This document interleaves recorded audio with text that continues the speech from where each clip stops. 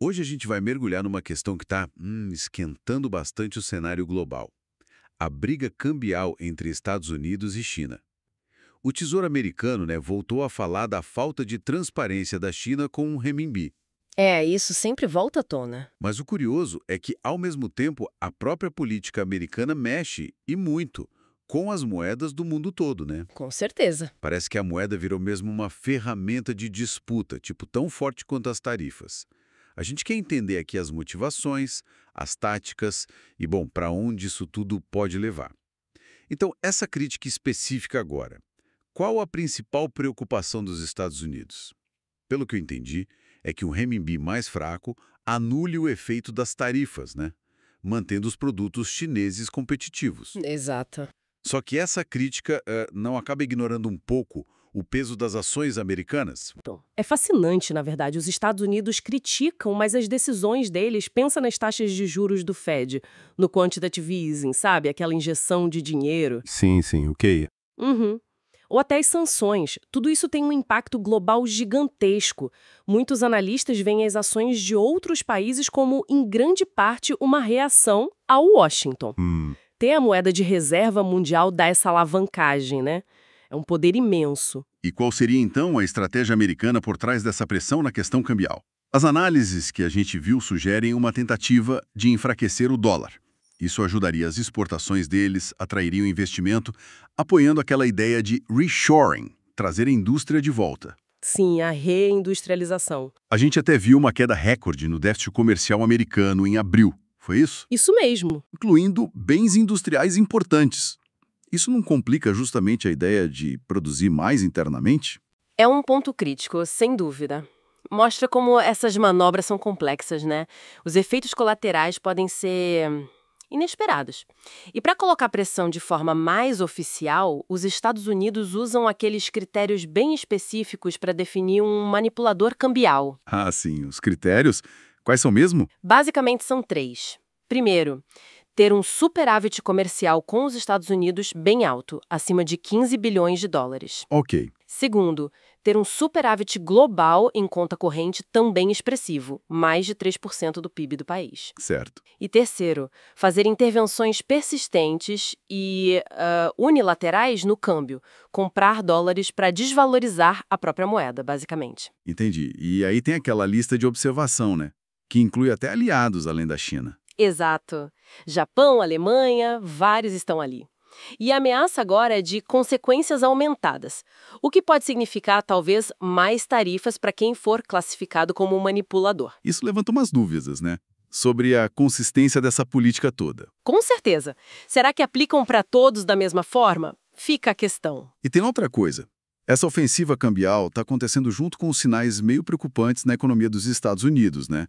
Uma das fontes que a gente consultou destacou um salto enorme, 47%, nos anúncios de cortes de empregos em maio, comparando com o ano passado. Nossa, 47%? É muito. Muito. E no acumulado do ano já são quase 700 mil cortes. É o segundo pior número desde 2009, lá na crise.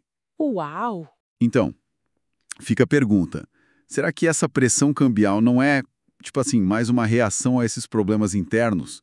Quase um sinal de, não sei, desespero, talvez, em vez de uma estratégia pensada a longo prazo? É uma leitura bem possível, sim. Mostra uma certa urgência, talvez. E do outro lado, como a China deve reagir a isso tudo? Olha, as análises indicam que Pequim vai continuar gerenciando o renminbi do jeito deles, conforme os interesses próprios. Não parecem muito intimidados com essa classificação americana, não. E tem aquela estratégia do ouro, né? Que está chamando muita atenção. Exatamente. O Banco Popular da China, o PBOC, está comprando ouro pesado já faz meses seguidos. Isso é visto claramente como uma forma de reduzir a exposição ao dólar, sabe? E ao risco de sanções também. Diminuir a dependência. Isso. E não é só a China, é importante dizer. Globalmente, outros bancos centrais estão na mesma linha, comprando aí umas 80 toneladas métricas por mês, em média. 80 toneladas por mês globalmente? É bastante. É bastante? Se a gente conecta isso ao quadro geral, o movimento parece claro. É uma diversificação para longe dos ativos em dólar. Uma busca por mais segurança, talvez. E sobre esse ouro chinês, tem um detalhe que eu achei bem intrigante nas fontes. levantam uma suspeita, né, de que a China, na verdade, compra muito mais ouro do que ela declara oficialmente. Ah, sim. Essa discussão existe. Parece que tem uma diferença grande entre os números que o PBOC divulga e, por exemplo, os dados de exportação de ouro do Reino Unido para a China. Como assim? Uma diferença grande? Ou ter exportado 30 toneladas para a China no mesmo período, 10 vezes mais. 30? Nossa, é uma diferença brutal. Exato. Aí a suspeita é que talvez outras entidades estatais, tipo bancos comerciais estatais, talvez até ligados aos militares, ou governos locais, estejam acumulando ouro meio que por fora, sabe? Sem entrar na conta oficial do Banco Central.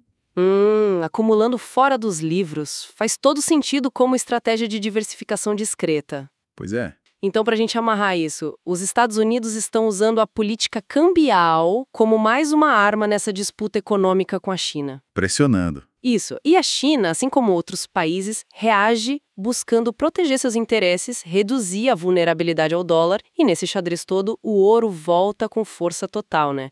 Como um ativo estratégico chave nessa reconfiguração. Um movimento silencioso, mas bem significativo. Exatamente. Então, o que tudo isso significa no final das contas?